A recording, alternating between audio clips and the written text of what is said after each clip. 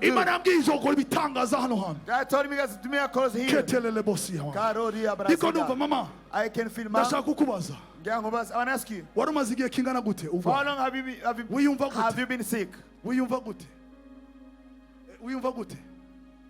Ndashaka ugume uri connecte. Ndashaka ugume uri connecte. Hari chimani kirakora. Keep connected to what God is doing.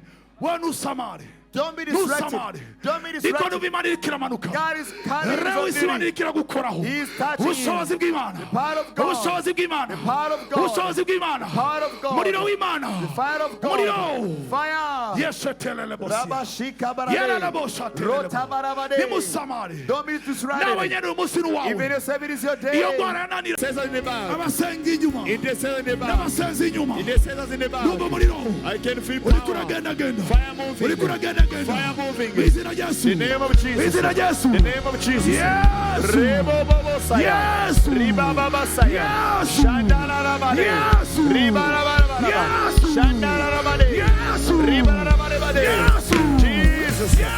Jesus. Jesus. Jesus. Deliver. Deliver. Deliver. Deliver.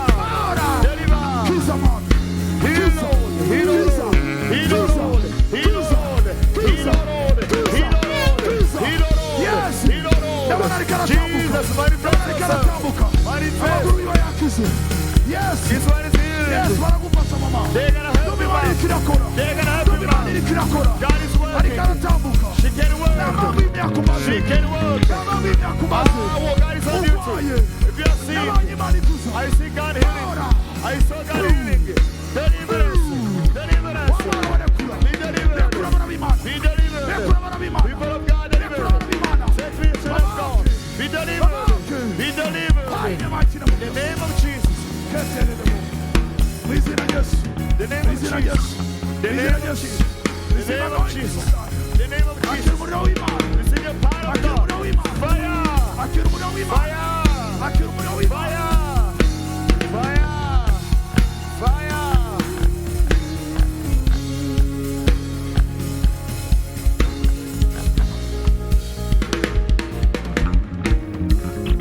Yes. Microphone imuvuga butumwa off.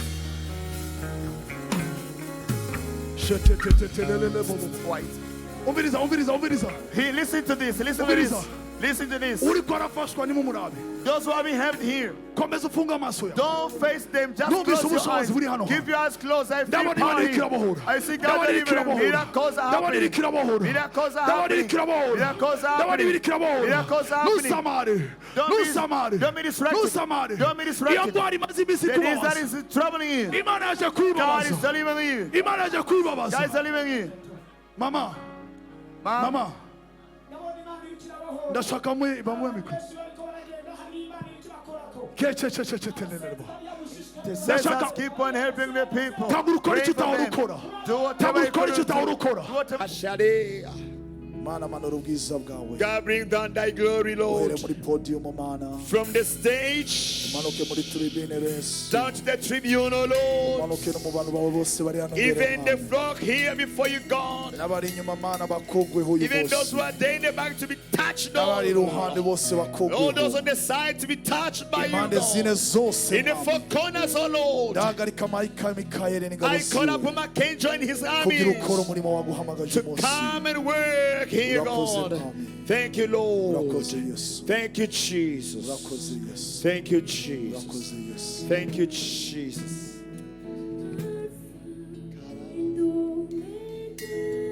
And after doing that, he found he was very wise. Then clever, he forgot the one who gave the life to him. Time came. He got sick. He went in hospital.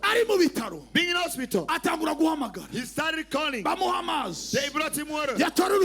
As he could pick the glass of water, he could feel it very heavy. As he went to drink, water could go down into the front. He would remember saying that there is a God for real. There is a God. There is a God. There is a God. There is a God. There is a God. There is a God. God, if I cannot pick this glass of water, while I was doing greater things, today, I cannot even take myself from this bed. There is a creator. There is a creator for me. Even as you listen to me, my God, in heaven there is a God who has given granted you life. And not every day you're gonna leave this world.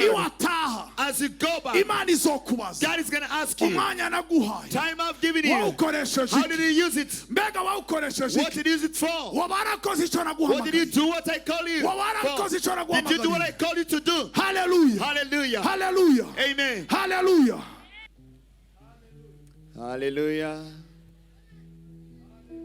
Hallelujah. Hallelujah. Hallelujah. Hallelujah. Hallelujah. Hallelujah. Hallelujah. Tudugiriza icyubahiro cy'Imana. Hallelujah. Hallelujah. Hallelujah. Hallelujah. Hallelujah. Mumere icyubahiro Imana yanje mu izina rya Yesu. My God, in the name of Jesus Christ. Tuzi icyubahiro cy'Imana niyo yonyine bishoboye. God, He deserves it all. Niyo yonyine ishoboye, niyo yonyine ishoboye. He alone is almighty. Ni Alpha na Omega, He's ni the tangiro Alpha ni and the iherezo. Omega, the beginning and the ending. Hallelujah. Hallelujah. Hallelujah, Lord. Hallelujah. Hallelujah. Ketelelebo shatalala sete. Ribobo shatalala sete rebo shakatara baba. Riderebo shalala sende rebo ne yababa sete. Mana turaguhamagaje mwami muri kino kibanza. We invite you in this place, Mana oh God. turaguhamagaje muri kino kibanza. We invite you in this place, oh God. Mana turaguhamagaje muri kino God, we invite you in kibanza. this place, oh Lord. Mana turaguhamagaje muri God, we kino call kibanza. upon you, Jesus. Yes, ngwino muri kino Oh, Jesus, kibanza. welcome in this premises.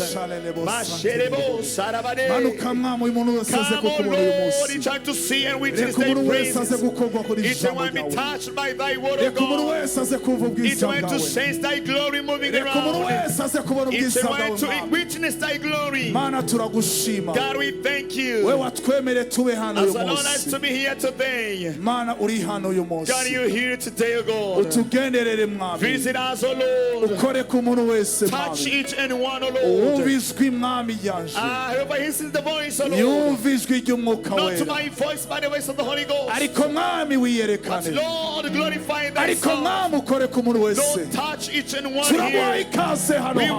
welcome you in this Turaguha premises. ikaze We wiyerekane welcome mwami. you to sanctify Turaguha yourself. ikaze data ukore ku bwoko bwawe. Turaguha ikaze ikirere We cyuguruke. welcome the Ijuru heavens tuguruke open. ku bwawe mwami. Heavens open for them, Yesu Lord. umanuke gukoraho. Jesus, come and touch. Yesu umanuke gukoraho. Jesus, come and touch. Ukore ku bana bawe uyu Touch munsi. your children, O Ukore ku Lord. bana bawe uyu Touch your munsi. children, O God. Yesu ngwino ukoreho. Jesus, come and Yesu work. ngwino ukoreho. Jesus, come and touch, Yesu O ngwino Lord. ukoreho. Come and touch each and Yesu one. lele bushaterere bose.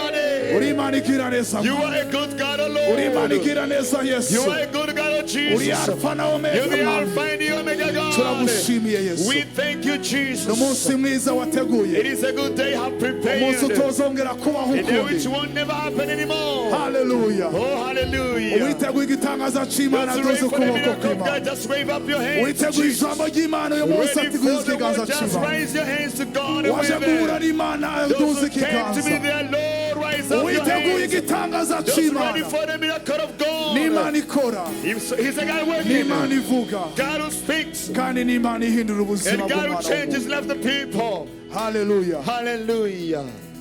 Imbere na mbere ndashimira Imana. First of all, I thank my God Ndashimira Imana ku gihugu cacu. for our beautiful land and country. Ndashimira Imana no ku bategetsi baduteye iteka uyu munsi. Even for the dignitaries who have made it so far to be here today. Ndashimira Imana nawe wenyene witavye ubutumire kuza kumva ijambo Even I thank ry'Imana. God for you as you came to the word of God. Ndashaka urabe uri iruhande I yawe want you to face your neighbor. kuko nzi ko uyu munsi udataye inyuma uko But I waje. know today you want to go the same way you came in here. Ndashaka urabe uri iruhande So yawe. face the one next to you. Umurabe neza. Face him very well. Umubwire ngo ukumbona uyu Same munsi. the way you see me today. Ukumbona uyu The way you munsi. see me today. Sikuzombona ejo. Want to be the very way you're going to see me Impamvu nuko tomorrow. nashitse muri iki Because kibanza. I've come in this very premises. Hallelujah. Hallelujah. Hallelujah. Amen. Iri uri iruhande yawe. Tell the one next to Umubwire you. ukumbona uyu The way you munsi. see me today. Sikuzombona Want to be ejo. the same way you're going to see me Impamvu tomorrow. si yindi. The reason is one. Nuko negereye ikibanza I c'Imana. have come in the place of glory of God. Hallelujah. Tuzi Hallelujah. icyubahiro c'Imana. Rise up the glory of God. Imana Imana ihabwe icyubahiro. God, the glory to God. Imbere na mbere ngiye kwivuga undi we. Before I can introduce myself. Amazina yanjye nitwa Nkurunziza George. My name is Nkurunziza George. Ndubatse. I'm married. Umugore wanje ari. My wife is. Hallelujah. Imana imuhe umugisha May God mwamubonye. bless her. You can see how well she is. Hallelujah. Nubatse n'umugore umwe. Now, I'm married to one wife. Yitwa Kwizera Elodie. Her name is Kwizera Elodie. Hallelujah. Hallelujah. Hallelujah. Amen.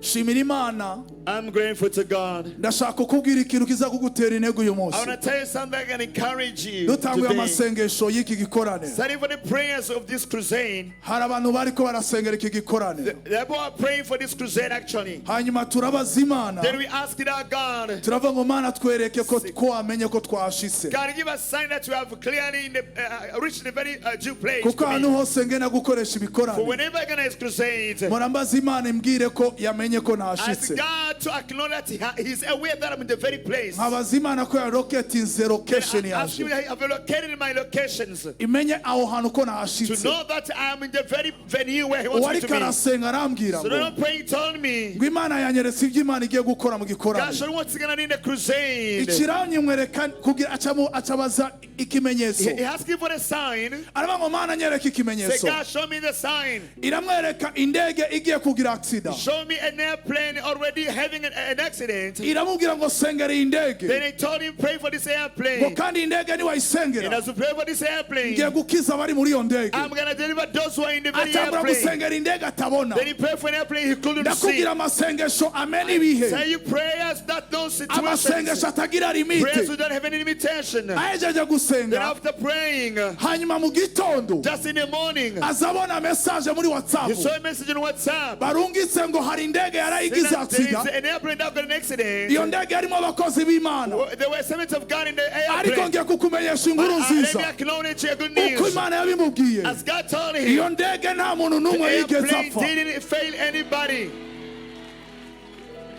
Icyo ni ikimenyetso cyatweretse ko Imana yamenye ko There was turi a hano sign hantu. that God is aware that we're in the place. Kandi niwitegura nawe urabona And if igitangaza you are cy'Imana. really going to see the miracle of God yourself, Dukorera Imana ivuga. we serve a speaking Iki God. kibanza nicayemo. This is the place where I'm standing. Ikibanza duhagazemo. Where we're standing right now. Hari umugabo yigeze kuba ahagaze. There is someone who was standing, avuga ubutumwa hano hantu. preaching here. Umunsi umwe uwo mugabo The one day that man, ahura n'umwana afise imyaka he 9. met a 9-year-old child. Uwo mwana yari mu bibazo The agwaye. child was in trouble. Yarameze He nabi. was very critical. Yarameze He nabi. was in a critical condition. Abadokiteri amuha indwi zibiri gusa kugira apfe. That's giving her a process of 1 week before death. Muri izo ndwi zibiri. So within the 2 weeks, Muri izo ndwi zibiri. within the 2 Niho weeks, nahure n'uwo mukozi w'Imana. he met the servant of God. Aransengera. He prayed for him. Abwira umubyeyi He wanje. told my Araba parents, ngo umwana we your ntazopfa. child wants to die at Ngo all. ndamubonye ahagaze I imbere see him standing before y'ibihumbi n'ibihumbi ababwiriza thousands ubutumwa of bwiza. thousands preaching the good news of Yari muri God. 93.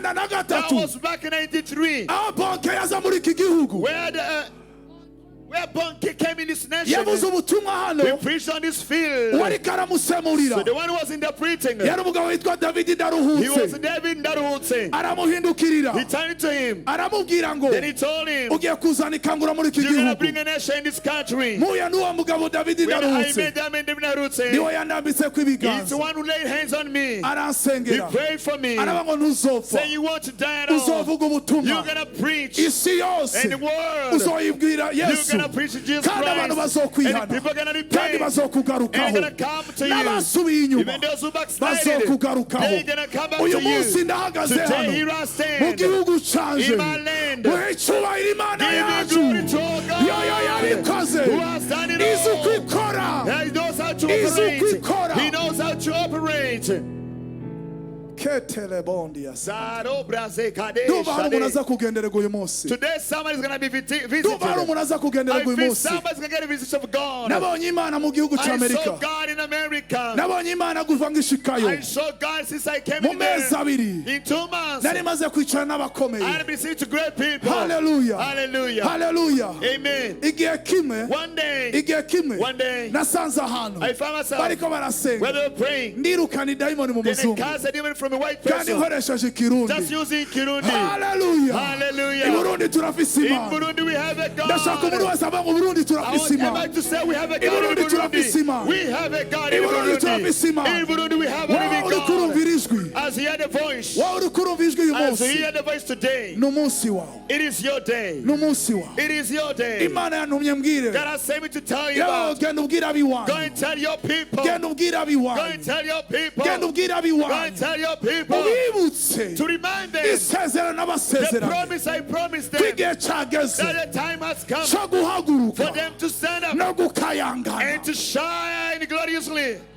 Nimwakumviza You didn't n'agasubiramo. copy at all that I'm going to repeat. yavuze ngo genda ubwire He abantu said, go and b'iwanyu tell your people ko igihe cyashitse that the time has cyo come guhaguruka for them to stand up, ngo to get bagakayangana. up and shine gloriously. Zabade Shaharaba Zikabade Brahanderebo Shadiarabade. Ndumva ubwiza bw'Imana. I can feel the glory of God. Hallelujah. Hallelujah. Hari icyo Imana igiye gukora ku mwana w'umuntu hano. That is what God is going to do for each and one here. Nkoreye Imana. I'm serving the Lord. Iyo imbwiye ngende ndagenda. Whenever He tells me to go, I go. Kandi iyo imbwiye mpagarare ndahagarara. And when He tells me to stop, I stop. Iyo imbwiye nkore ndakora. When He tells me to work, I work. Kandi iyo imbwiye yicara When He ndicara. tells me to sit, I Hari sit. ikiri kirambwiye. That is what He's telling me. Hari abantu baboshwe uyu munsi There are babohoka. people trained, chained, they're going to be Hari abantu delivered barwaye today. umunsi People bakira. are sick to be healed today. Hari abantu barwaye umunsi People are bakira. sick to be healed Niko today. nabwira ya ndwara yananiye I'm telling the abadokiteri. sickness men of the N'uyu devil. munsi turi butiringane nayo. Today we're going to speak here right. Imana yacu irakora. Our God is a working God. Yosuwa Joshua 3 umurongo wa 5 verses 5. Imana iramusanga Bible found him. iramubwira Yosuwa God we found just where he was. bwira abantu Told bawe me tell you about ngo people bitegure to prepare themselves. bitegure To prepare ngo kuko themselves. umunsi w'ejo For tomorrow ngo zokwihesha icyubahiro I'm gonna glorify myself. zokwihesha I'm icyubahiro gonna glorify myself. zokwihesha I'm gonna icyubahiro glorify myself. isigura iki Meaning words. urakeneye kwitegura You need to get ready. urakeneye guhindukira You need to turn around. urakeneye gutegura You umutima need to wawe prepare your heart. urateguye gutegura You need to ikibanza prepare the cyo environment kwakira to igitangaza cyawe receive your miracle. nimba warufise ikibazo If you kikuremereye had an issue, a heavy burden one, uraba ngo akibazo they say you burden, banza undindire cool down a bit. reka mpure n'Imana yawe Let me face my God first of all. Hallelujah. Hallelujah. niba ari ikintu kiriko There is kiragukoroga something that is bothering you. uravuga ngo banza undindire Say, hold on a while. ngiye guhura n'Imana I'm yawe gonna meet my Lord. yesu yambwiye ngo Christ told me. yesu yambwiye ngo Christ told me igihugu cy'uburundi the country of Burundi kigiye guduga will be muri increased spidi in a pace, muri spidi in a pace, muri spidi mu Mumuvuduko, muvuduko in a pace, mu muvuduko in a pace batangure where babazanye they're gonna wonder ngo habaye iki what happened in Burundi. Hayabasokoria. Shitarababade. Haha. Yes.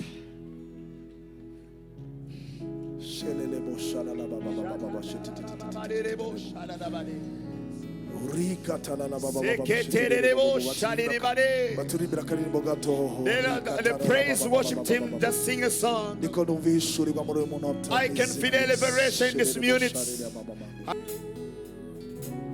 You are Yahweh, Alpha and Omega.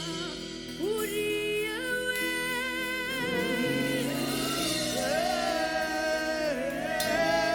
Uri Yahweh, Uri Yahweh. Abaruta ibiganza by'Yesu. Uri Yahweh, Uri Yahweh.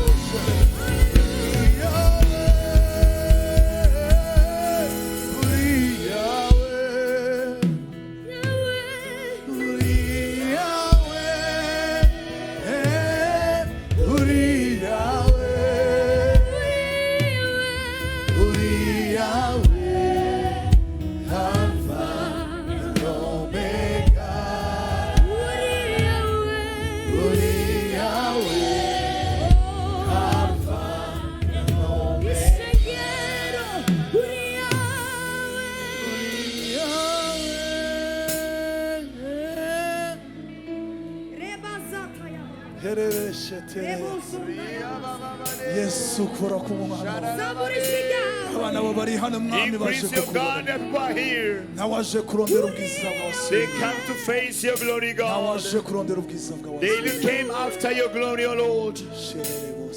Oh, Shahada Baba Baba.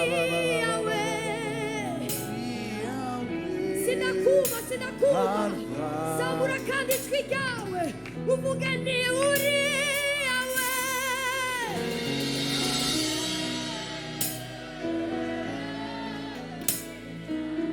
Yes Lord uri yawe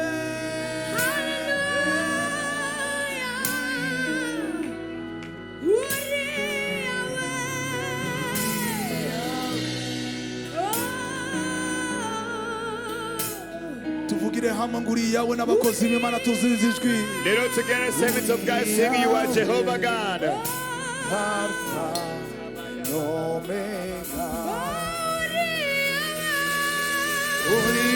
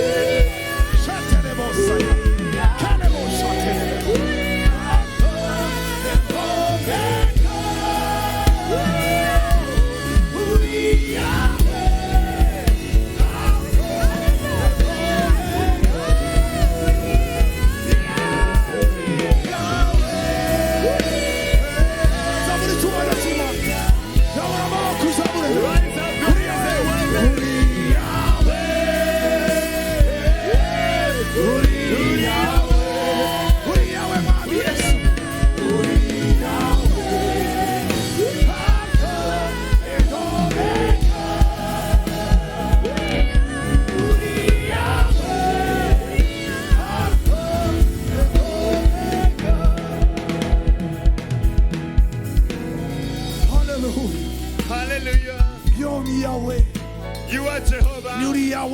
You are Jehovah God. Let's read the word of God. Let's read the word of God. Tell the one next to you. Today you want to go about receiving a miracle. You're going to receive it. Heal the spirit. They copy it already. You're going to be healed the body and the spirits. I'm going to heal in my spirit and also in my body. Let's read the word of God. Let's read the word of God. In the Revelation of John, chapter 3. Those who have their Bibles. Revelation of John, chapter 3, verse 11. Let's read in Kirundi. turasoma mu kirundi byahishuriwe Yohana gice cya 3:11. Revelation 3:11. Yes. Ngira nze vuba. I'm coming soon. Wumire kuco ufise. Stay for what God gave to you. Ntiyagire ugutwara igisibo cyawe. Ngo ntiyagire ugutwara igisibo cyawe. May nobody take your crown. Ngo gumire kuco ufise. Just stick to what you have. Gumire kuco ufise. Hold on to what you have. Ngo ntiyagire ugutwara igisibo That may cyawe. nobody take your crown. Ngo ntiyagire ugutwara igisibo That may cyawe. nobody pick your crown. Hallelujah. Hallelujah. Hari icyo Imana iri kirakta. That is what God is Hari doing. icyo Imana yaguhaye. That is that God has given you. Hari icyo Imana That is igushaka. that which God expects from you. Hari That icyo Imana is ikuvuga that ko. which God speaks about Hari you. icyo Imana That is that which yaguhamagariyemo. God has called you to be in. Hari It's icyo Imana what yakuhamagariyemo. God has called you to partake Icyo in. Imana God yaguhamagariyemo. called you to be partaking Nicyo in. Imana iri It's kirakwibutsa. what God is reminding you right away. Ugume ku cyo Imana To yaguhaye. hold on what you Imana have. yaguhaye ubuzima. God gave you life. Utaravuka. Before you were born. Utaravuka. Before you were born. Uva mu nda ya mama From your wawe. mother's womb. Hari uwakogeje. There's somebody who washed Uko you. nyene The bakoza. very way you were washed. Ujya nyene The akoza. very person who washed Niyo you. umwana w'umuntu apfuye. And when somebody dies, Niko nako it's bakoza. even where they wash you. Ntushobora kwiyoza You cannot uvutse. wash yourself as you are born. Ntushobora kwiyoza Not uvutse. even wash yourself as you are born. Niba udashobora no kwiyoza That's even wapfuye. how you cannot wash yourself after death. Abana b'Imana muri ko Children muranyumva. of God, listen to me. Iyo uvutse When you are born, hari there ukoza. are people washing you. Ukiva mu nda ya mama. Of reminders womb. Hari ukoza. Somebody washing you. Niyo upfuye rero. So when you die even, Hari there are abakwegeranya. people who just Hari gather you. n'abakoza. Who washes you and Kuko stretches udashobora you. kwiyoza. If you cannot wash Nuko hari yourself, urwaye ubwo as buzima. when I've given you life, Hari uwarwaye ubwo the buzima. one who gave you that life, Ubuzima Imana the life yaguhaye. that God has given you. Imana yandungise nkubwire. God is sending me to Muri tell ubwo you, buzima the bwawe. very life you Hari have, there uwabuguhaye. is somebody who gave it to you. Hari There is uwabuguhaye. somebody who gave it to Niba you. Imana So yarabuguhaye. God has given it to you. Hari ubuga. There is somebody who owns Hari it. ubuga. There is the master of your Iyo life. uvutse. When you were born, Iyo uvutse. when you were born, Hari imbuto Imana there is a igushiramo. seed that God puts in you. Hari impano Imana There is igushiramo. a gift that God puts in Hari you. ubwenge Imana There is a igushiramo. wisdom that God puts in you. Ariko umwasi Satani But the devil acaza comes in. agatangura Then kukubesha. he starts fooling you. Agagukuraho He ishusho. takes up the Ishusho image. y'Imana. The image of God. Ishusho Takes y'Imana. away the image of God. Imaze And kukuvaho. after the image of God is Uba gone, wambaye ubwambure. you are naked. Uba wambaye You are ubwambure. naked by the very moment. Bisigura iki? Meaning what? Iyo dayimoni iriko When irarengana. demon is passing away, Iraza he ikakwinjiramo. comes in into you. Kuko ntacyo For wambaye. you are not clothed at Nta all. protection You have ufise. any protection. Nta kurindwa There is ufise. no any protection. Nta kintu na kimwe There is kikurinze. nothing that protects Kuko you. For icyakurinda what that was protecting you, waracikuyeho. you've unclothed it. Kujya nakubwiye rero. Let me just I told Iyo you, wavutse when you were born, ntacyo uba ufise. you have nothing. Nta n'icyo You can't wakwikorera. even hold anything at all. Ariko Imana Or yonyine anything to you, but God niba Himself. yaguhaye ubwo He gives buzima you the very life. kandi ntishobora Then He's the one who kubutwara. can take it back. Nubwo waba uri umukire Even it may be wealthy, ngo cyangwa uri or umukene, the poor. ubuzima bwe bugaze Your ku Mana. life is controlled by God, owned by God. Niyo mpamvu Imana yampaye iri That is jambo. why God gave me this word. Iravuga ngo hari icyo Saying yaguhaye. that which has given Ngo you, wumire ku icyo Imana yaguhaye. hold on to it. Ubuzima bwawe si Your ubwawe. life is not yours at all. Ubuzima ni ubw'Imana Your life yabuguhaye. is of God has given it to Niba you. ugusabye If He requires it back, uyemerere uyibutange. allow Him to receive it. Uyemerere Allow ubutange Him to give your life utarize kwiyumvira. without minding. Imana yaremye isi God n'ijuru. created heaven and earth. Iravuga ngo ijuru He says heavens. zizoba intebe It's yanje. the throne of God. Izoba intebe The yanje. throne of God. Hanyuma isi The nayo world izoba indava is the yanje. footstep of Nishira God. ibirenge When byayo. God steps Ni nayo into. mpamvu That's why iyo ubonye abantu when it's bahagaze people standing, cyangwa igihugu a ciyemeye nation that is proud, ikubita akaguru He gusa. just steps a little Canyamuka bit. igima kikaba. Then comes an Abantu earthquake. bakamenya ngo People know si better that babashoboye. they're not able to Hari allow. Imana There ishoboye. is an almighty Umugabo God. yakoze bombe A man who atomike made the atomic bomb. yarayikoze. He made it. Imana imuha ubwenge bwinshi. God gave much wisdom, ahejeje kuyikora knowledge after making it. yavuga ngo Imana ntayibaho. Say God doesn't exist at all. Imana nizo ntibaho. God will never exist at all. Ariko ntiyari azi ko But he never knew Imana that. ariyo yamuremye. God created him. Kuko yari afise ubwenge He bwinshi. had much knowledge. Formule yakoresheje The formula he used mu gukoresha bombe. to make the very bomb. Yagiye muri He laboratoire went in laboratory. ariga He started, akoresha ubwenge learned with his maze akoramo Wisdom means something that kills people. Hallelujah. Did you use the time I've given you? A servant of God saying, teach me how to number my days. How to number my days. It is something powerful. People never number their days. But God, He wants you to number your days. Your days. This is again Peter says, chapter 3, verses 9. Say, Lord our God doesn't delay His promise. As many things that He is delaying His promise. But He is bearing much passion for you. He's so passionate to listen to the word of God. He's so passionate to listen to His voice. Passionate to listen to the voice. Passionate to what? He doesn't want. Listen to this. Listen. He doesn't want.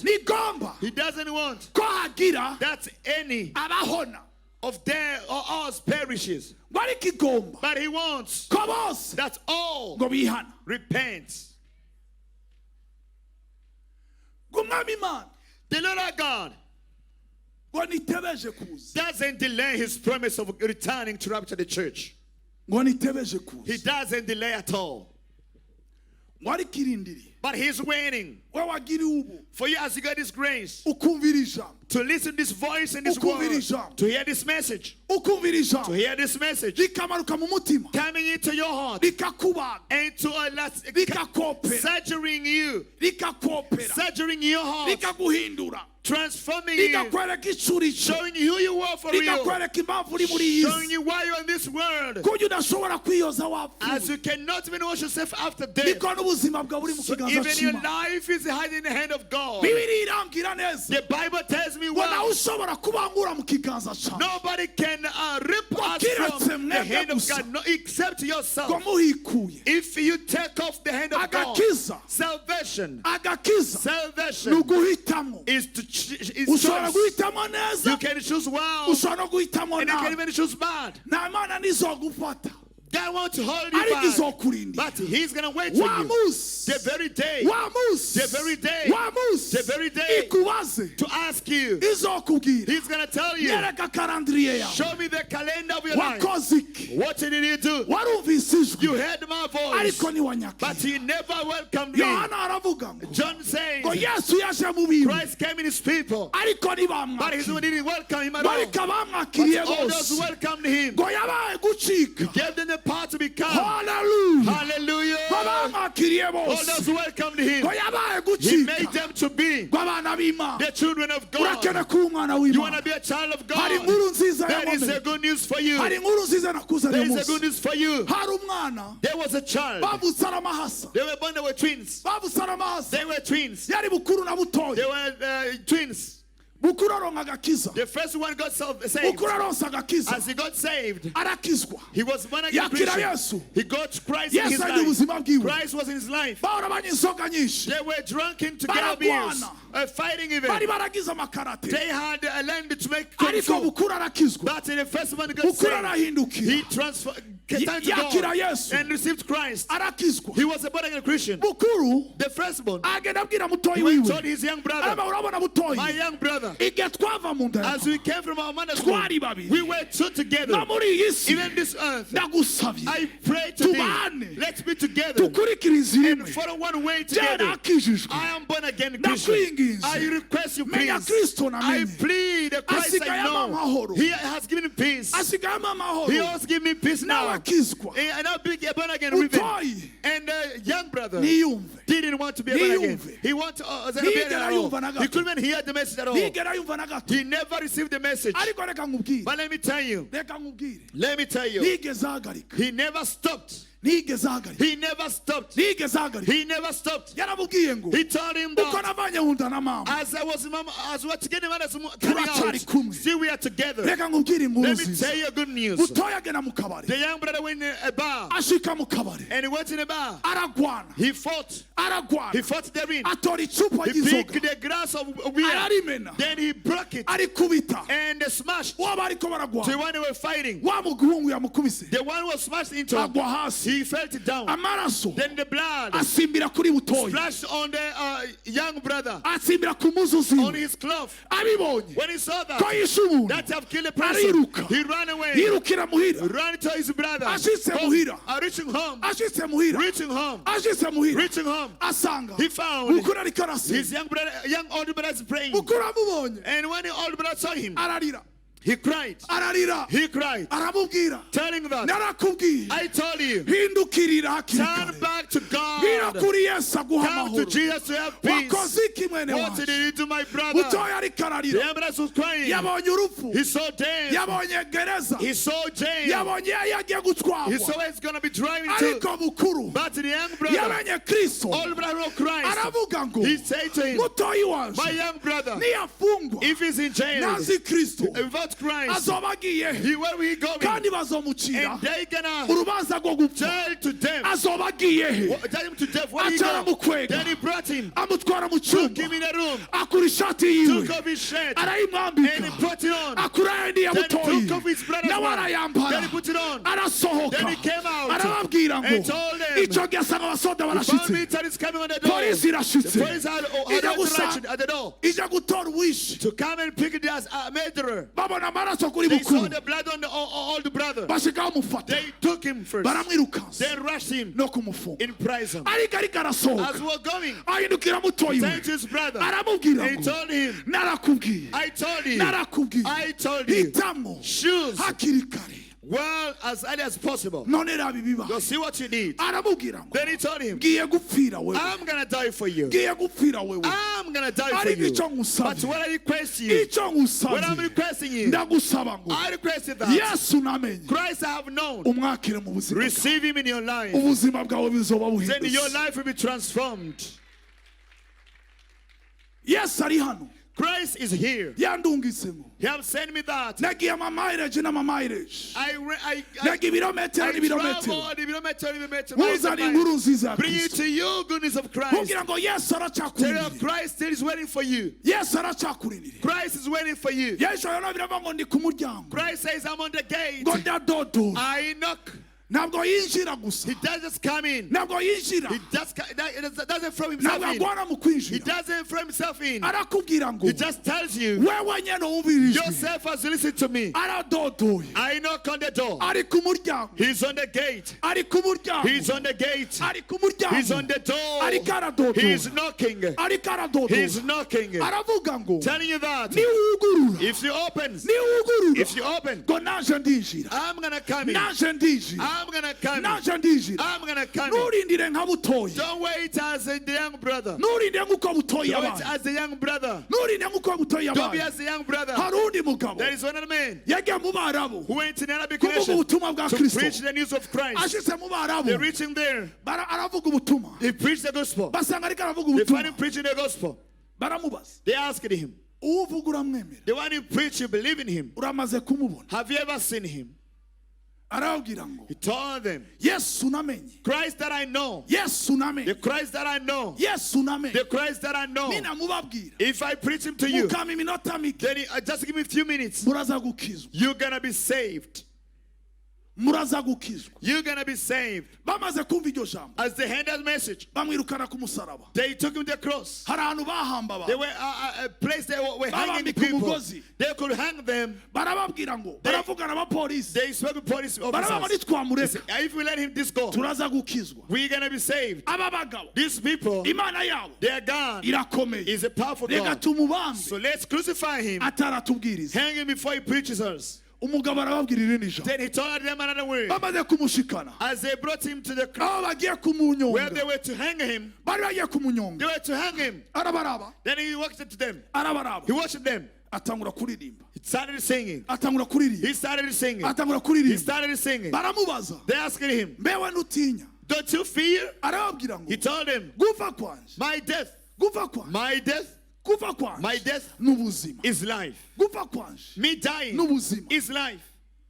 No kugira ubuzima. So having life, Byose. all things N'umunezero. is joy. Yes. All things N'umunezero. is joy. Reka nakubwira ibanga. Let me tell you a secret. Nimba ari amahoro ubura mu mutima. There are peace you lack in your Nuko heart. hari ikibanza muri wowe. Because there is a place in your heart Kibuzemo Yesu. which is empty. Christ is not there. Hari ikibanza. There is a place in your Yesu heart. aramwirukanye. A room you have cast Christ Yesu out. aramwirukanye. You chase Christ out. Bibiri irambwira neza. The Bible tells me Igihe cyose Yesu yegera anytime abantu. Christ gathered Ngo people, habe ibitangaza. there would happen miracles. Abantu nkatwe. People such as us, Nitwe twamwirukanye. we're the one who chased him Nitwe out. twamwirukanye. The one who chased him out. Ariko ahantu hose. But wherever, No mu Bisirayeli. even Israelites, Yagenda akora ibitangaza. he will be performing miracles and signs and Iyo wonders. usomye muri Yohana 11. As we read John 11, Urumva amakuru ya the Yesu. about news of Jesus Christ Akora ibitangaza. performing wonders, Azura abantu. raising the dead. Ugeze ku gice cya 50. On chapter verse 15, Abasadukayo Sadducees, batangura kumupangira. they started planning, Batangura kumupangira. plotting against Ngo him bamwigize kure. to cast him out. Kubera iki? Why therefore? Batinya abasoda. They were fearing soldiers, Roma. Romans, Ko babasenyera. that they would crush or destroy. Baramwigizayo. They chases him out. Igice cya 54. On the 54th verse, Kiravuga ijambo. the Bible says, Ngo kuva uyo munsi. from that very Kuva time, uwo munsi. from that very Ngo time, Yesu ahagarika imirimo. Christ stopped Mu bantu b'Imana. the works in the people of God. Ndashaka bashaka ko Yesu akura mu duzi iki. Those who want Christ to work, rise up your hands. Abashaka ko Kristo Yesu akura mu Those who duzi. want Christ to touch their lips. Hallelujah. Hallelujah. Ndashaka ntumwirukane. I don't want you to chase him out. Baramusanze. They found him there. Baramusanze. They came to him Aje gukora after igitangaza. performing a miracle. Nawe arababwira. Then he told them, Kuva uwo munsi. from that day, Ngo aca arahagarika. then he stopped Umurimo y'Imana. the works of God Mu bana b'abantu. in the people, the human Mu beings, bana b'abantu. into human beings, Mu bana unto b'abantu. human beings. Ariko uyu munsi But today, ndagutangariza inkuru I'm nziza. declaring a good news to you. Ndakubwira inkuru nziza. I'm telling you a good news. Wowe uri kurumva iri jwi. As you listen to this voice, Yesu yantwaye ibirometero. Christ have traveled with miles Muzanira inkuru to nziza. bring you good news, so Kugira ngo uze kumwakira uyu that you munsi. come and receive him Wowe today, utari bwamwakire. as you never received him Uyu ni before. umunsi wawe. This is your Uyu day. ni umunsi wawe. This is your Uyu day. munsi ntugucike. Don't waste this day at Uyu all. munsi ntugucike. Don't waste this day at Ni all. umunsi wawe. It is your day. Ni umunsi wawe. It is your day. Ni umunsi wawe. It is your day. Numere nka mutoyi. Don't be like the young brother. Numere nka wa undi Don't be butoyi. the other young brother Yakiriye Yesu. who didn't receive Christ, Aje kwica umuntu. who received him after quitting a person. Ariko uyu munsi But today, wakire Yesu. receive Christ Bigishoboka. as it is still possible. Kubera kwakira Yesu. For receiving Christ, Aguha amahoro. He grants you peace. Aguha amahoro. He gives you peace. Aguha amahoro. He gives you peace. Amahoro umwana w'umuntu The peace atotanga. God cannot give you Atangwa na Kristo is Yesu. from Christ Jesus. Atangwa na Kristo It's from Yesu. Christ Jesus. Wewe uri hano uri kurumvira ijwi. As you are here, listen to my Ni voice. ijwi It ry'usemerera. is a voice of the one Niyo rirakubwira shouting, ngo telling you, niwiyaze. Kugira repent, Imana ikwiyeze. sanctify for God to show himself to you. Kugira Sanctify Imana ikwiyereke. for God to show himself to you. Hari ibikuboshe. There are that will ties you up. Umuryango wawe Your ntiwumvikana. family are in a misunderstanding. Urasaba akazi nturonka. You go for application job, then you can't have a job. Bakubwira ukuri ugashavura. They give you truth, then you are hunger. You are angered. Hari ikintu kibuze muri There's wewe. something you lack in Ni yourself. Yesu Kristo. It's Christ Ni Jesus. Yesu Kristo. It's Christ that you lack. Stefano ari ku musaraba. Christ being Stefano bamutwara ku Stephen being musaraba. stoned. Bamutera amabuye. He was stoned Ariko kuko yaravuze Kristo. because he had Christ in him. Kuko yaravuze Kristo. Because he had Christ in him.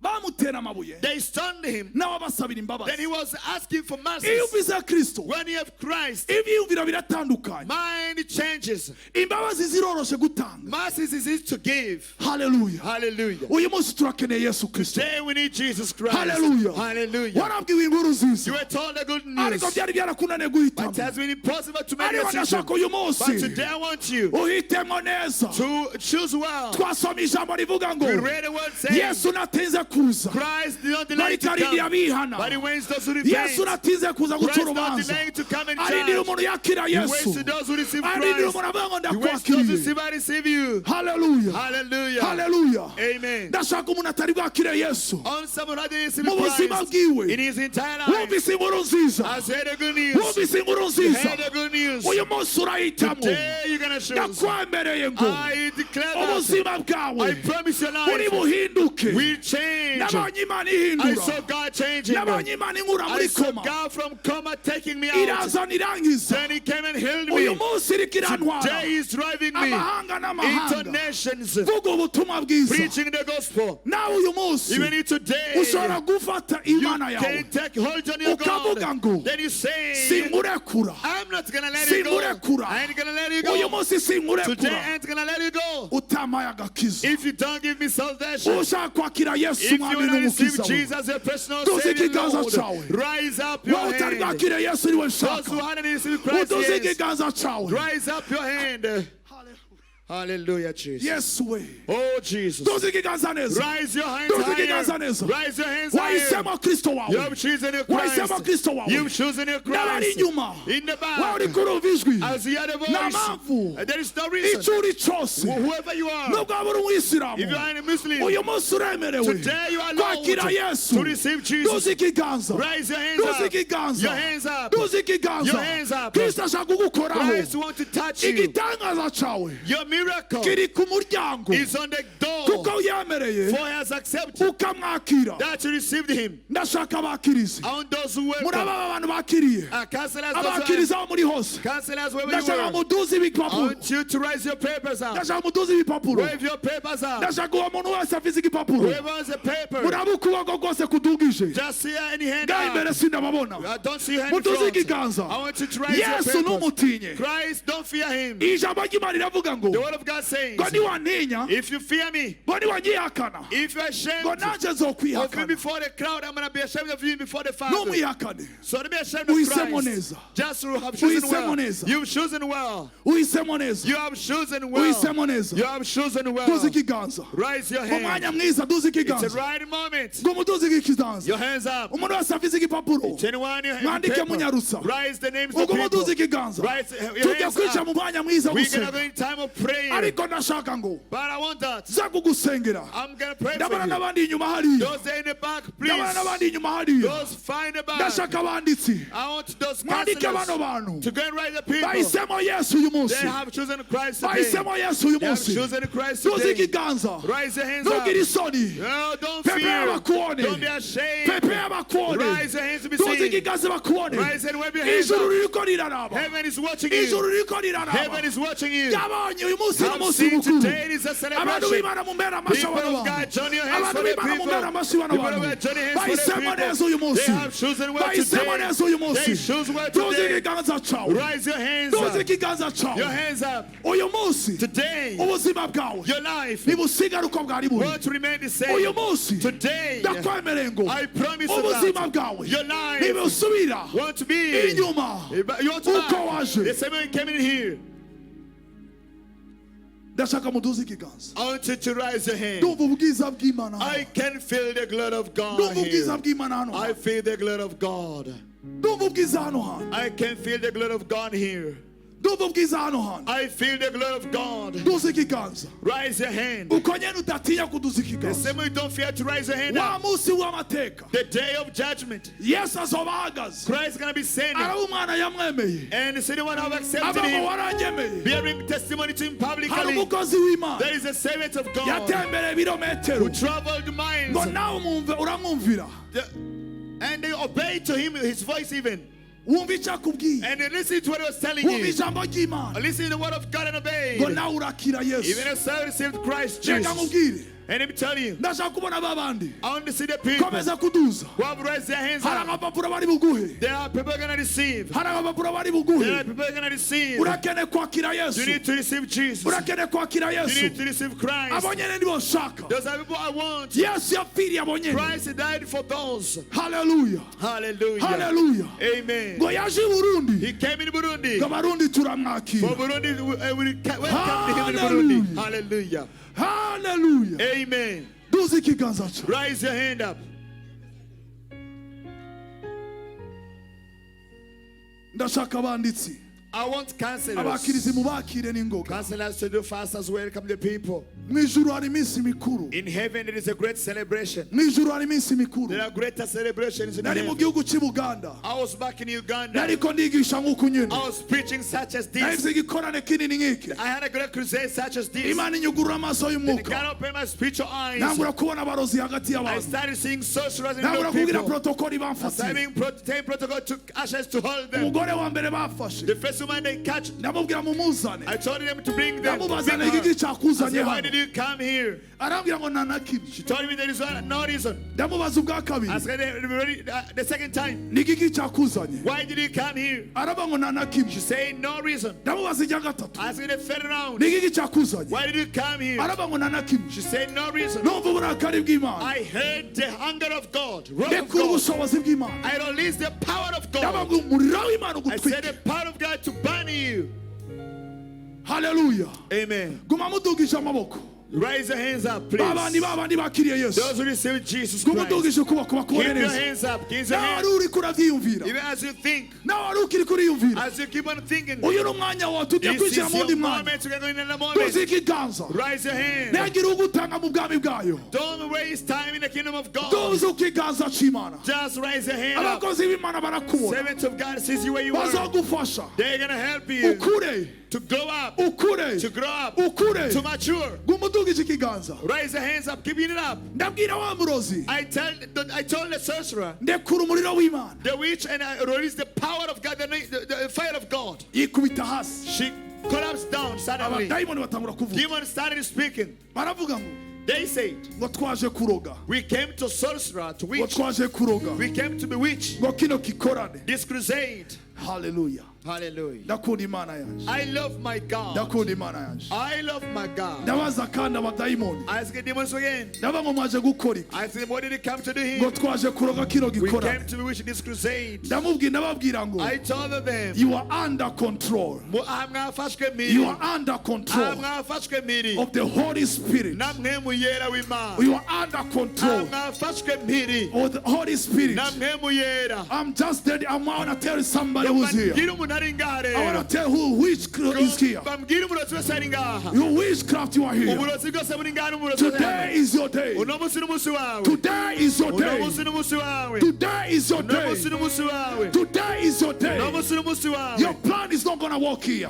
Bose bari buza gukora hano Your uburozi. plan is not going to work here. Uburozi bwari buza gukora ngaha. Your plan is not going to work here. Imigana iza gukora ngaha. Today, Uno munsi you shall see the power of God today. tuzakubona ubwiza You shall bw'Imana. see the anointing of God in this place. Tuzakubona ububasha bw'Imana muri iyi minsi. Hallelujah. Hallelujah. Gumudugisha ikiganza. Keep your hands up. Reka bagufasha turinjira mu mwanya Let them mwiza. help you get in a good moment. Turagomba twinjira mu wundi We're mwanya going to mwiza be at the cyane. moment, beautiful ones. Imana yacu irakora. Our God is a working Ntabwo God. ari bayari. He's not bad at Ntabwo ari all. dagoro. He's not Dagon. Ntabwo ari za mana zindi. Not the other idols. Oya. Not all. Yesu Imana iramubwira ngo God told Joshua ngo that nimwiyaze gusa. sanctify yourself. Nimwiyaze gusa. Just sanctify Hari umuntu ari yourself. ngaho ari There is kariyeza. somebody else sanctifying himself. Igitangaza cyawe Your uragitahana. miracle, you're going to have it. Ye duze ikiganza. Just raise up your hand. Abawe wakiriye Yesu duze As you ikiganza. receive Christ, raise up your Ndashaka hands. bakwandike. I want you to be rich. Abakirizi Subscribe. mubandike hakiri kare. Ashes and counselors, please Uyu write munsi us hari people. umunsi mukuru mu ijuru. Today there is a celebration Mu in ijuru hari heaven. umunsi mukuru. There is celebration in heaven. Mu ijuru hari umunsi mukuru. Celebration in heaven. Mu ijuru hari umunsi mukuru. Celebration in heaven. Kelebo shatalala. Shidarara Reka shadiri. abaririmbyi baturirimbire. Sing as you can sing. Abaririmbyi baturirimbire bakwiye uko barabandika. Sing as you can sing as they. Guma mudugije ikiganza. Rogers, those who have raised their hands, keep your hands up. Mu ijuru hari Imana. In God, in heaven there is a God. Nduva mu ijuru. I can feel in heaven. Nduva imirindi ije gutaba. I can feel steps of Nduva salvation. Ndumva imirindi ije I gutaba. can feel the roaring of Nduva the imirindi ije chariots gutaba. of salvation. Kelebo shataya. Shabari koda rabade Nduva imirindi ije sharia. gutaba. I can feel the roaring Nduva of the imirindi chariots ije of gutaba. salvation. Yes, Lord. Yogoman. Yes, Lord. Egoman. Nduva imirindi ije gutaba. I can feel the roaring Nduva of the imirindi ije chariots of gutaba. salvation. Guma mudugije ikiganza Keep cyawe. your hands up. As you received Christ Jesus, if you are backslided even, as you backslided, if you backslided, I have hear the word, have touching you, even yourself, raise your hand even yourself. Have you even never if you backslided, you have known God. That's like how backslided. You are also alone. You are alone. Raise your hand up. Rise higher. Higher is a celebration. There are celebrations in heaven. There are celebrations in heaven. I declare that in heaven there are celebrations. In heaven there are celebrations. I say even others in the back. There are those in the back. There are celebrations in heaven. Celebrations in heaven. As you raise your hand today, today as Christ comes, you gotta go along with him.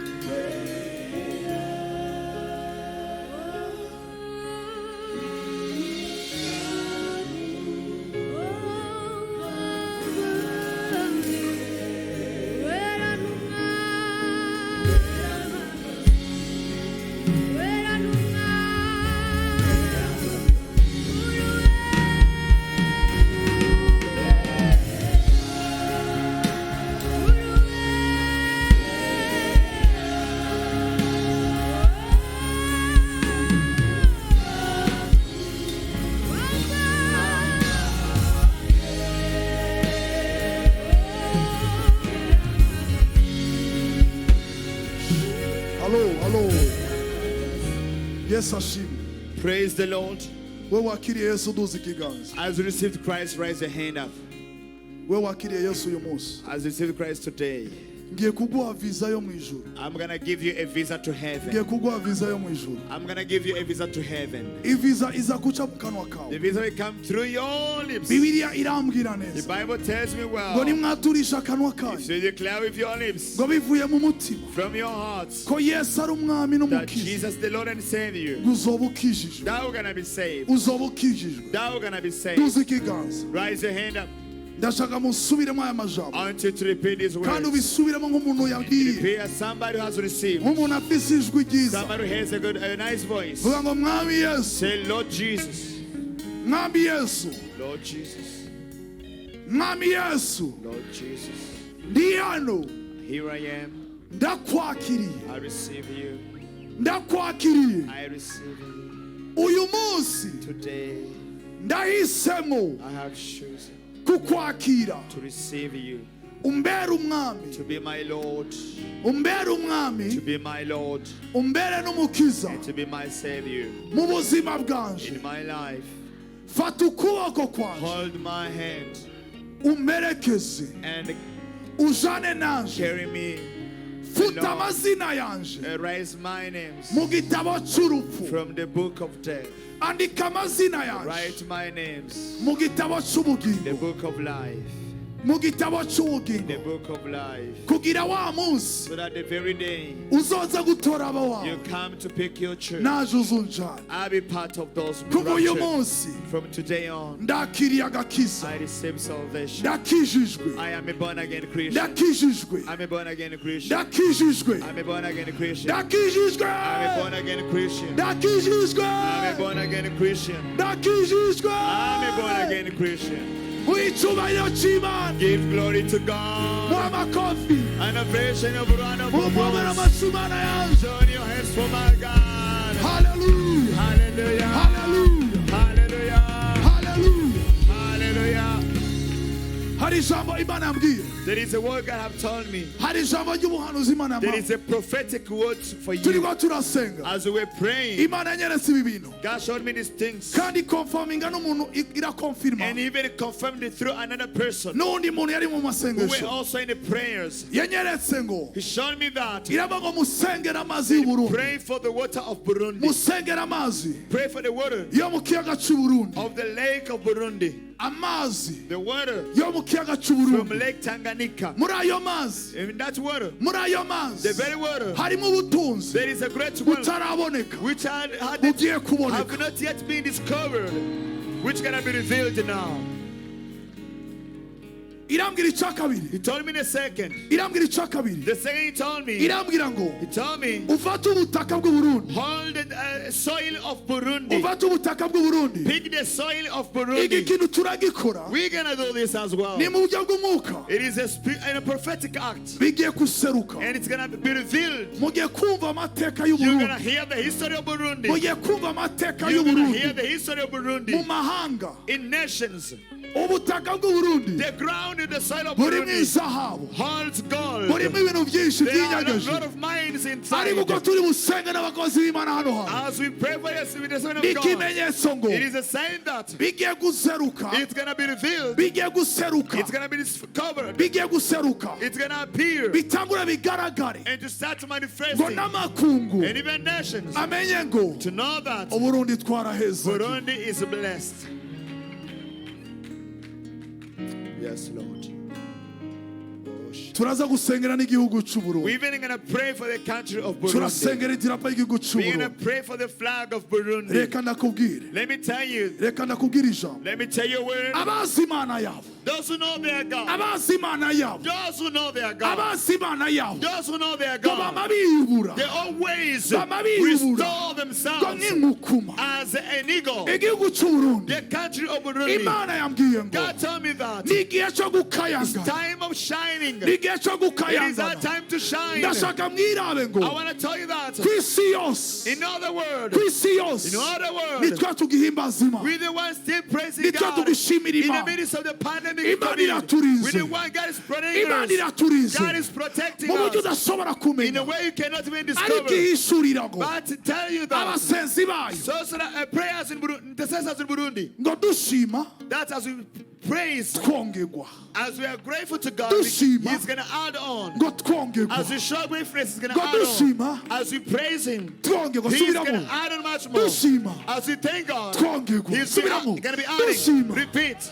Twongerwa. Haleluya. He's gonna add on. Dushima. As we are Ngo praising Him, twongerwa. He's gonna Bwira add on. Imana dushima. Tell God. Ngo twongerwa. We praise Him. Yo, as bwira well. Imana dushima. Tell God we praise. Uburundi twongerwa. He adds on. Bwira Imana dushima. We praise Him. Yo, Then He twongerwa. adds on. Numva imirindi dushima. Praise Him. Ijuru rikorera Then He ryumva. adds on. Yo, ndikuzimu Heaven ryumva. is praising. Dushima We twongerwa. praise Him. We honor Him. Dushima. We praise Yo, God. twongerwa. Then heaven is adding on. Dushima. We praise Him. Twongerwa. And much is added. Dushima. We praise God. Twongerwa. Much is added. Dushima. We praise our God. Twongerwa. Much is added. Dushima. Praising God. Twongerwa. Much is added. Dushima. Praising God. Dushima. Praising God. Dushima. Praising God. Dushima. Praising God. Dushima. Praising God. Twongerwa. Much is added. Dushima. Praising God. Twongerwa. Much is added. Yewe Burundi. Burundi. Yewe Burundi. Burundi. Ndagutangariza. I declare to Yewe you. Burundi. Burundi.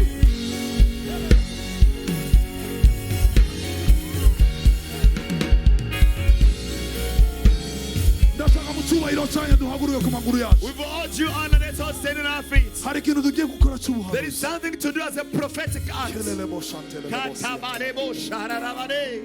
Namenyere kumva ijwi ry'Imana nkarikurikiza. I always obey the voice of God when God speaks things. Niyimbwiye genda ndagenda. When He tells me to go, I go. Iyo ivuze ngo hagarara When He ndahagarara. says stop, I stop and stand. Hari icyo yavuze kuri iyi dirapo. Then He always spoke about this Hari flag. icyo yavuze kuri iki gihugu. Science about this country. Ngo bazovyumva. They're gonna hear this Ngo babazanye. and they're gonna wonder Bamenye ngo to know that Uburundi Burundi, dufise Imana. we have a God. Bamenye ngo They're gonna know that Uburundi Burundi, dufise Imana. we have a God. Bamenye ngo They're gonna know that Uburundi Burundi, Uburundi in Burundi, ukayangane. to shine.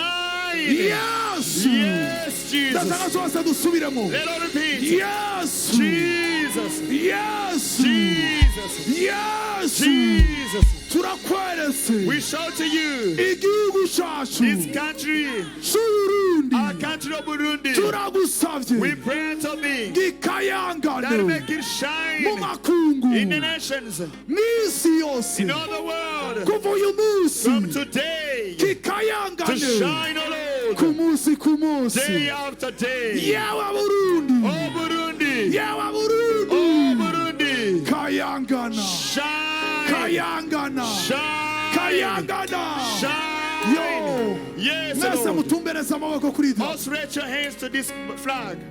tugiye kucatura kumigisha. We're going to declare blessings of God. Tugiye kucatura kwimigisha. We're going to declare the blessings of tugiye God. gutangurana n'imigisha. We're going to say blessings. Iki gikorane This crusade, kizabamo ibitangaza. we have miracles and Imana signs. yarabinyeretse. God has revealed that to me. Bizabamo ibitangaza. They're going to be miracles. Numvise ngo abantu benshi bazobohoka. And many are going to be delivered. Hari ibintu There twagendeyemo. are things we've been working Bigiye in, gucikagurika. which going to be broken. Yesu yamanutse gukora. Christ has started working. Hallelujah. Hallelujah. Tugiye gusengera igihugu cyacu. We're going to pray for our country. Tugiye gusengera igihugu cyacu. We're going to pray for the country.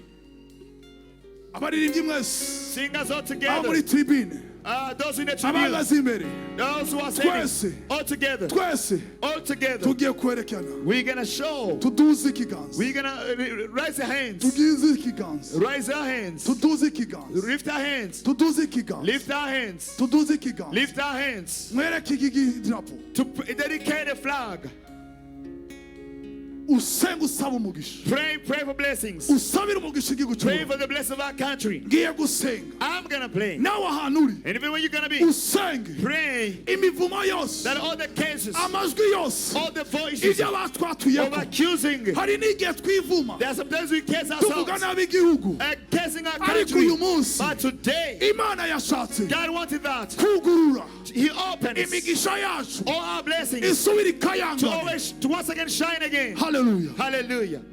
Tanga urusenge. Just praise, start praise. Uduze ijwi ryawe. Raise your voice up. Uduze ijwi ryawe. Raise your voice. Mana data Our turagushimira. Lord God, we thank you. Yesu turaguhamagara. Christ, we call upon you. Turakweretse igihugu We cyacu. shout to your country. Turagisengera mwami. We pray for our country. Turagisengera Yesu. We pray for our country, Yesu Jesus. narakubonye. Jesus, I've seen you. Narakubonye mwami. Christ, I've seen you. Narakubonye I Yesu have seen you, kora. Jesus, working. Narakubonye I've uturinda. seen you protecting us. Narakubonye udutabara. I've seen you delivering N'uyu us. munsi Even uracatabara. today, you are Tabara duty. igihugu cyacu. And deliver our Hindura nation. igihugu cyacu. Change our nation. Kiduze mwami. Increase our nation. Reka gikayangane. Let it shine all over. Imivumo yose. All the cases. Ibyo batwatuyeho. Whatever they Ibyo cast us. batuvuze. Whatever they spoke Ibyo about us. bavuze mwami. Whatever they cast us. Bidusubiza hasi. That's a brings us down. Turagiyaguye. We take it off. Turagiyaguye. We take them off. Yewe Burundi. We engrace them up. Turakwatuye We umugisha. declare blessings on Turakwatuye you. iterambere. We declare success. Turakwatuye amahoro. We declare peace. Turakwatuye amahoro. We declare peace unto Turakwatuye you. security. We declare security. Turakwatuye ikintu cyose. We declare security country. Turakwatuye Burundi. We declare to you, Turakwatuye Burundi. amagara meza. We declare health. Turakwatuye mwami We Yesu. declare, Lord Jesus. Turaturiye We Burundi. declare for Burundi. Yesu. Oh, Jesus. Ijambo ryawe riravuga That ngo word says, nawe ushobora kudukura mu kiganza nobody cyawe. can pick us from Nawe your ushobora hands. kudukura mu kiganza Nobody cyawe. can pick us from your hands. Turakweretse Yesu. We declare, Lord, Yesu Burundi. Lord Jesus for Burundi. Tugushyize mu maboko. We put Burundi in your hands. Uturinde mwami. Protect us. Uturinde Yesu.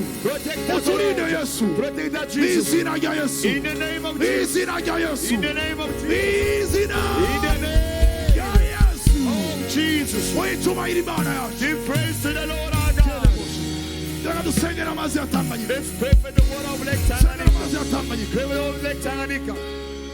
Ndashaka murambure ikiganza muri aya mazi. Stretch all of your hands Hari toward this ubutunzi water. bw'inyegeje mu kiyaga There cyacu. is a treasure hiding the lake. Hari ubutunzi bw'inyegeje. There is a treasure hiding in the depths of Hari Lake icyo Imana Tanganyika. yatubwiye. That is what God told us. Reka nkubwire. Let me tell you. Utazi Bibiliya. If you know in the Bible, Imana yerekana ngo. God shows that. Imana yerekana ngo. God shows that. Imana irerekana. God is showing Mu that byanditswe. in the scriptures. Murazi Nile. You know Nile River. Uruzi Nile. Nile River. Muraruzi. You know Nile River? Muraruzi. Do you know Nile River? Muraruzi. Ruvahe. Where is flows from? Ruvahe. Ruvahe. Where does it flow from? Sinabumva ruvahe. I don't hear you. Muzi ico Bibiliya ivuga Do you know ko. the Bible says about it? Murayizi Kushi. Do you know about Cush? Iravuga amasezerano y'igihugu aho Speaks about the promises of the country. hagati nyene muri Afrika. Where they speak in Africa. Nile yisuka muri Tanganyika. Nile from Tanganyika. Harimo amasezerano. There are promises here. Harimo amasezerano. There are promises. Gorora ukuboko kwawe. Just raise your hand. Tujye gusengera amazi ya We're Tanganyika. going to pray for the water of Lake Tanganyika. You're going to declare over it. Ubutunzi bwose bw'inyegejemo. whatever is there butangure buseruke start revealing. buteze imbere igihugu cyacu Prosper our country. buteze imbere abarundi To the prosper Burundian. tanga urusenge Start praying there. mwami yesu turagushima Lord Jesus, we pray to you. wewe werekanye aya mazima I show this word here. iki ni ikimenyetso The cy'ubuhanuzi clear sign of prophetic turasengera word. aya mazima We pray for the word. turayahumanuza ibyo bayatuyeho ibyo abangetengete Whatever he promised. ibyo abarozi bose batuyeho turabivuga ngo bibe sanze We declare it is turabyase mu izina rya yesu turabipamagura mu izina rya yesu turabisenyagura mu izina rya yesu kuva uyu munsi mwawe from today on. turategeka We declare. tanganyika We declare Tanganyika. umugisha wa The tanganyika blessing of Tanganyika. utangura useruke To start flowing. utangura To ukayangane start shine. mu izina rya yesu In the name of mu Jesus. izina rya yesu In the name of mu Jesus. izina rya yesu In the name of mu Jesus. izina rya yesu In the name of Jesus. yesu Lord Jesus. yesu Lord Jesus. hezagira tanganyika Bless Tanganyika. hezagira tanganyika Bless Tanganyika. hezagira tanganyika Bless Tanganyika. hezagira tanganyika Bless Tanganyika. hezagira tanganyika Tanganyika. izina rya In the yesu name of Jesus. amen Amen. reka dusengera mungu Let's pray for the dusengera soil. ubutaka Pray for the soil of dusengera Burundi. ubutaka Pray for the ubutaka soil. bw'uburundi The soil of Burundi. ubutaka bw'uburundi The soil of Burundi. Reabashida Rabade. teraboshate Zosa Kaya Babade. riboshatata Zendere Bade. reketete yesu nakumva Christ, I can feel yesu your nakumva presence. hano I hantu can feel your yesu presence. nakumva hano I hantu can feel your presence. riketelele boshitire Rashikadebo. yesu nakumva Christ, I can ubwo feel turi you. bubohora iki gihugu I can sense ubwo turi you. bubohora ubutaka Come bwacu and deliver our soil. mana ubohora n'abantu bawe Deliver your mana people. ubohora n'abantu Deliver bawe your people uyu here. munsi mwami Today, Lord. yesu turasenga Christ, we pray. uburi ubutaka bw'igihugu cyacu Oh, to deliver the ubutaka soil of bw'uburundi the mu izina The rya soil of yesu Burundi, Jesus Christ. yesu Lord, turasengera ubutaka we pray for the bw'igihugu soil cyacu of our country. yesu Lord Jesus, turabumanuza we sanctify it. turabumanuza We sanctify n'amaraso it yawe with your blood. turabumanuza We sanctify it. uzana umwibu Oh, bring much uzana harvest. umwibu Bring much uzana harvest. umwibu Bring much harvest. uzana umwibu Bring much harvest. yesu Jesus. yesu Jesus. yesu Jesus. umanure yesu Oh, sanctify it all. umanure yesu Sanctify it all. umanure yesu Sanctify it all. umanure yesu Sanctify it all. yesu Lord Jesus. Woo. Jesus. Bara. Oh, Riabade. Bara. Ribade. Bara. Shanebade. Bara. Lord Jesus. Bara ubutaka bwacu bara ubutaka bwacu Deliver. bara ubutaka Deliver bwacu soil. bara ubutaka bwacu Deliver soil. yesu abakozi banamusenge Jesus, deliver abakozi soil. banamusenge abakozi banamusenge Servants of God, pray. sengera igihugu cy'uburundi Pray for the land. sengera ubutaka Pray for the bigoro soil. bimanikira bohora God is delivering. ibiranyeruka kirundo God is delivering us. ibiranyeruka kirundo God- ndabohora mu izina rya yesu He's delivering us. uburozi bwaraye ku kirundo burekure mu izina rya yesu burekure mu izina rya yesu Deliver. ndabohora igihugu cy'uburundi Deliver. ndabohora Deliver. abinyegereje Deliver the soil. abanyamerika arakoreka Deliver the soil. y'abarozi Deliver the soil. ndatera Whatever they do. bipombe y'amasengesho In the y'aberana bo prayer. ku isi I pray. yesu I pray, Lord. yesu I pray, ndabohora Lord. I deliver. ndabohora I deliver. ndabohora I deliver. mu izina rya In yesu the name of mu izina rya Jesus. yesu In the name of Jesus. Tetetete. Robra shekare Terebo brade. shete. Zika brade. Urakoze. Thank you, Jesus. urakoze yesu Thank you, urakoze Jesus. yesu Thank you, Jesus. urakoze yesu Thank you, urakoze Jesus. yesu Thank you, kwezi Jesus. igihugu cyacu Sanctify our Kwezi country. ubutaka bwacu. Sanctify our Mu izina soil. rya Yesu. In the name of Jesus Urakoze, Christ. Papa. Thank you, Lord. urakoze yesu Thank you, Jesus. Thank you, Lord. Hallelujah. Thank you, Lord. uko nariko nasenga As I was praying, numvise ngo I heard that. ndashaka mwumve He listened to ndumva imana this. ikiramvugisha God is speaking to me. imana ikiramvugisha God is speaking to me. numvise ngo hano hantu I heard that. numvise hano hantu I feel this place, this ground. Brashadere sharabade. Zabrahadido zabrade. shira ku kuboko ku mutwe wawe Just put your hand on your head. shira ku mutwe kwawe Put your hand on your head. ngiye kuvuga I'm gonna speak. ngiye gutegeka I'm gonna command. ngiye gutegeka I'm gonna command. ingwara yose Whatever disease, ingwara yose whatever yari disease gufasha that have chained yari you, gufasha that have chained you, iyakubabaza which have tied you, heading you, Iyakubabaza. which was heading reka you. nakubwire ngo Let me tell you that nabaye muri koma imyaka ine I've been in coma for 4 years. ingwara yarambabaje The sickness have really hurt me. ndabizi ingwara yarambabaje I know how to have hurt me so imana much. ihijije God held me. irambwira ngo They told me, ndaguhaye ububasha I'm giving you power uzurizi icyakurijije to make cry whatever has made you cry. Ingwara yandijije. Sickness that has made me cry. Uyu munsi igiye kurira. Today it's gonna cry itself. Hari ingwara yakurijije. There is a sickness that made you cry. Hari ingwara yakurijije. This that made you cry. Hari ingwara yakurijije. This that made you cry. Ndashaka gufunga amaso I yawe. want to close your eyes. Ufate ku mutwe wawe. Then bow your head. Ufate no ku gituza cyawe hano.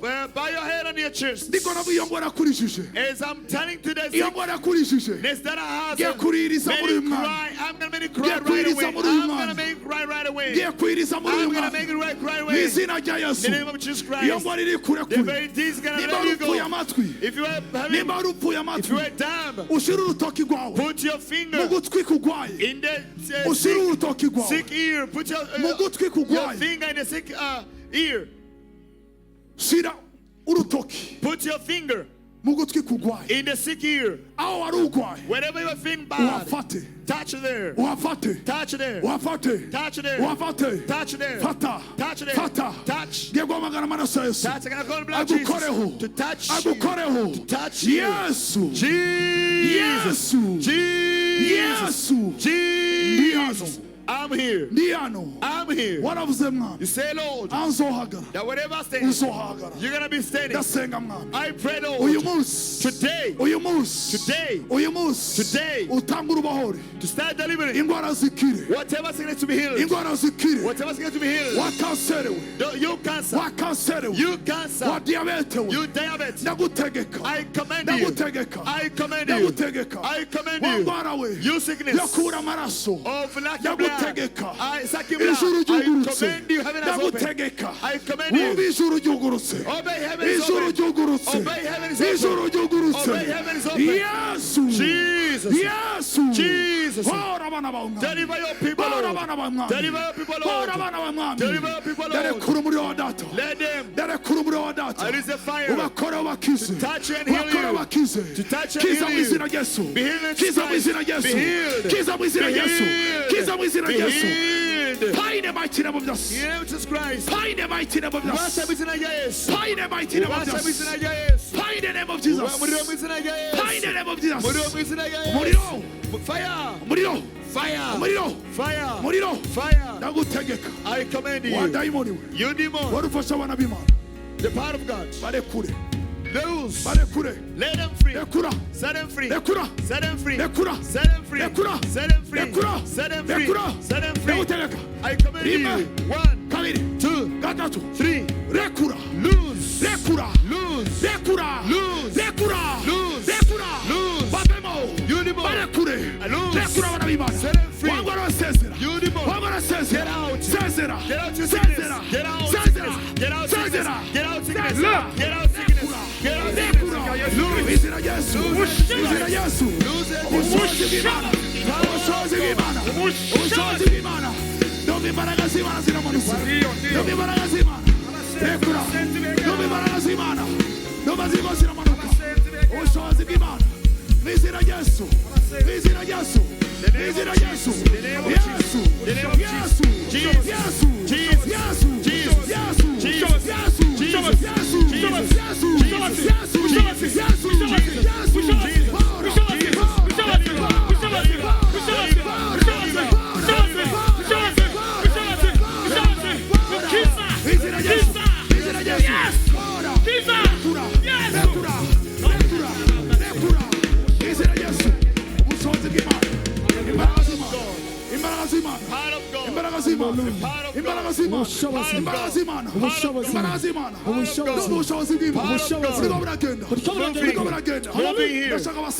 Yesu. abasenzi bonyene iyo bemere gupfa turi korafashwa abasenzi bonyene ndumva imbaraga z'Imana Imana iri ku kivi iriko irakora iriko irakora iriko irakora iriko irakora iriko irakora muriro ubushobozi ubushobozi ubushobozi ubushobozi imbaraga z'Imana ubushobozi umuriro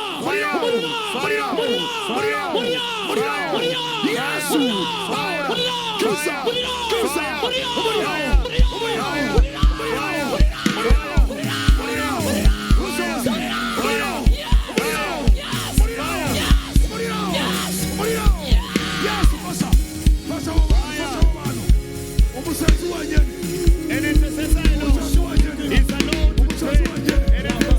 Muriro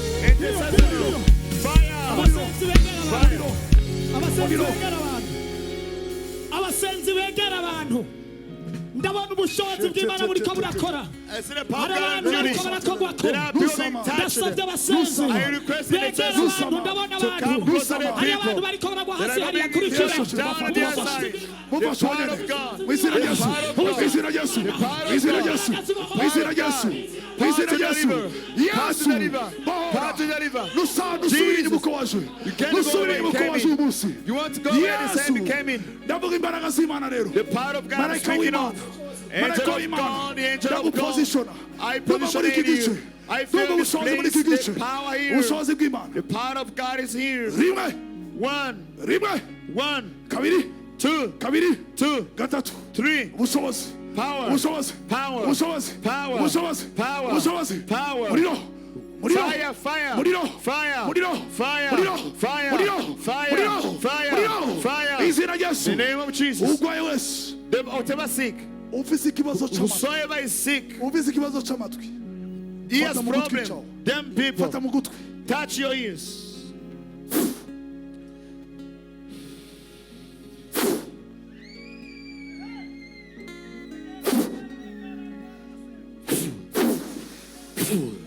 muriro fire muriro fire muriro fire amatwi aboke your ears to hear your ears to be set free fire fire fire muriro fire muriro fire muriro fire fire ndavuga ngo dayimoni we I declare demon nawe winyegeje even as you're hiding ndagutangariza umunsi I command you today aho wabayasha abana b'Imana those who are dying the strength of God whatever has tired you going to be revealed don't be distracted